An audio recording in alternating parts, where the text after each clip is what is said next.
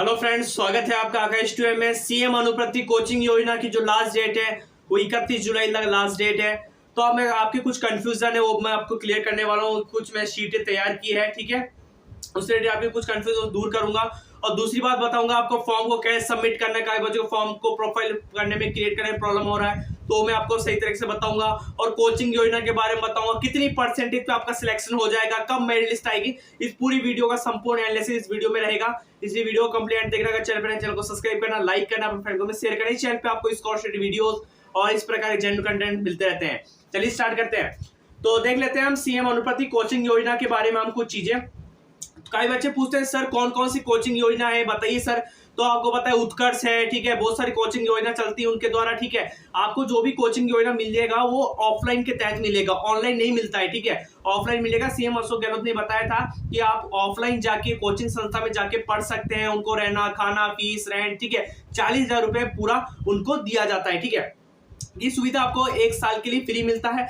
बच्चे काफी बोलते हैं सर यूपीएससी मुझे आरएस तैयारी करनी, ऐसा ही करनी, कॉम्पिटिटिव तैयारी जैसे मतलब बैंक पीओ वगैरह इन सब तैयारी करनी, सीए सीएस कांस्टेबल। तो सर कितनी परसेंटेज चाहिए सर, 10th एंड 12th के आधार पर मार्क्स चाहिए रहेंगे, किसके आधार पर चाहिए रहेगा। तो प्लीज क्लियर करता हूँ इस चीज को, बात क्लियर करता हूँ मैं। ये जो आंकड़े में लिए हैं पिछले साल के आधार पर लिए हैं, जो पिछले साल इससे पिछले साल जो होते हैं सिलेक्शन रहते हैं तो इसके आधार पर ये मार्क्स लिए जाते हैं, ठीक है। तो मैंने देखे यूपीएससी में, अगर आप देखें यूपीएससी वाले कौन सा अप्लाई कर सकते हैं, जो क्लास 12th वाले होते हैं, ठीक है, जो ग्रेजुएशन होते हैं वो अप्लाई कर सकते हैं, ठीक है। तो आपको क्लास 12th में कम से कम आपके 60 से 70% मार्क्स आपके होने अनिवार्य है, जिससे आपका सिलेक्शन हो जाएगा। सबसे पहले सिलेक्शन उन वर्गों को होगा जो बीपीएल कार्डधारी है, जो बहुत ही गरीब परिवार से जिनकी फैमिली की इनकम 8 लाख या इससे बहुत कम है, ठीक है, बहुत कम है जिनकी फाइनेंशियल, उनका सबसे पहले सिलेक्शन यहाँ पे होने के चांस है, ठीक है, उनको सबसे पहले प्रेफर किया जाएगा। अगर आप आरएस की तैयारी करने वाले हैं तो आपको 56 से 66% मार्क्स रिक्वायर्ड रहेगी। अगर आप ऐसे ही कर रहे हैं तो आपको 60 से 65% के बीच आपके मार्क्स चाहिए रहेंगे।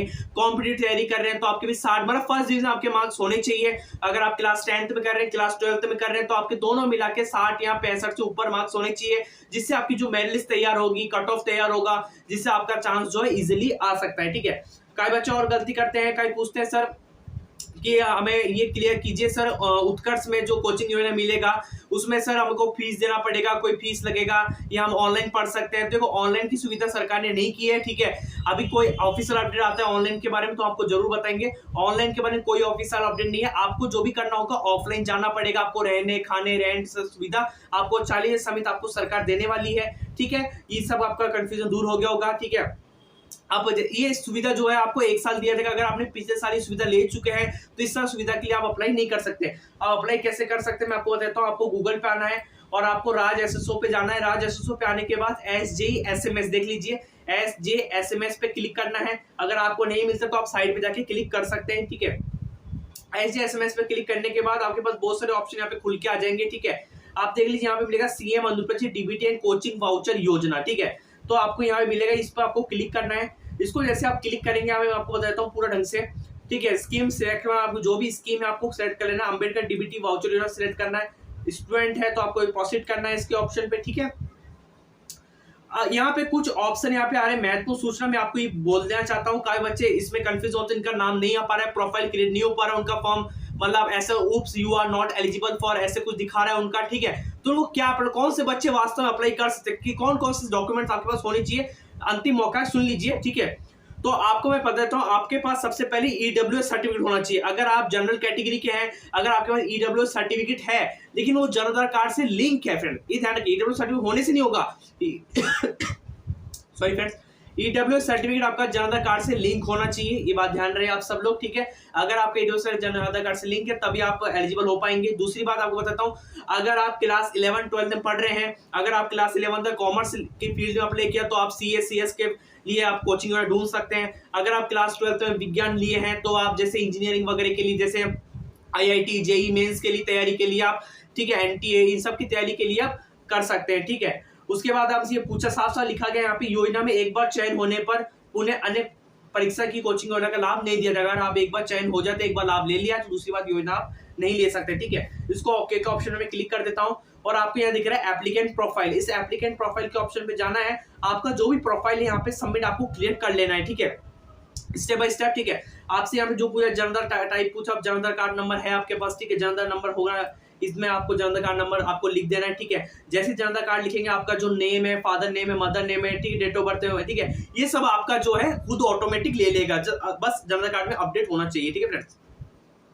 ठीक है, अगर फिर उसके बाद रिलीजन, अगर जो चीज नहीं है वो रिलीजन आप यहाँ पे भर सकते हैं सिंपली, ठीक है। हिंदू है, जैन है, मुस्लिम है, ठीक है, जो भी है। इकोनॉमिक कैसे कि एपीएल है, स्टेट बीपीएल है, ठीक है, अन्नपूर्णा है, बीपीएल है, ठीक है। ज्यादा प्रेफर हमेशा किया जाता है बीपीएल वालों को, वर्गों ज्यादा किया जाता है, ठीक है। बीपीएल वर्गों के लिए कर दीजिएगा यहाँ पे।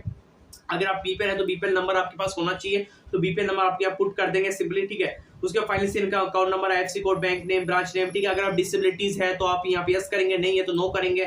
माइनॉरिटी वगैरह है, अगर आप जैसे अल्पसंख्यक मुस्लिम है, क्रिश्चियन है, ठीक है, फारसी है, तो आप इसको यस कर सकते हैं। अगर आप हिंदू है नॉर्मली, ठीक है, माइनॉरिटी नहीं, माइनॉरिटी के अंदर नहीं आते तो आप इसको नो करेंगे सिंपली, ठीक है।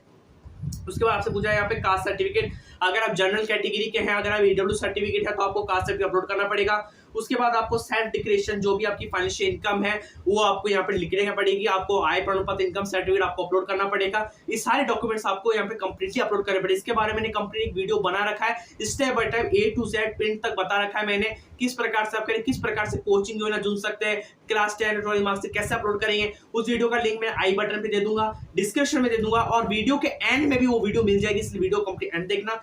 आई होप आपको सारी कंफ्यूजन, डाउट्स क्लियर हो गए। फिर भी कोई कंफ्यूजन है तो आप मुझे इंस्टाग्राम मेल कर सकते हैं, और यहाँ पे चैट बॉक्स में आप सब्सक्राइब करके मुझे डीएम कर सकते हैं। मिलते हैं इस नेक्स्ट वीडियो में, धन्यवाद, जय।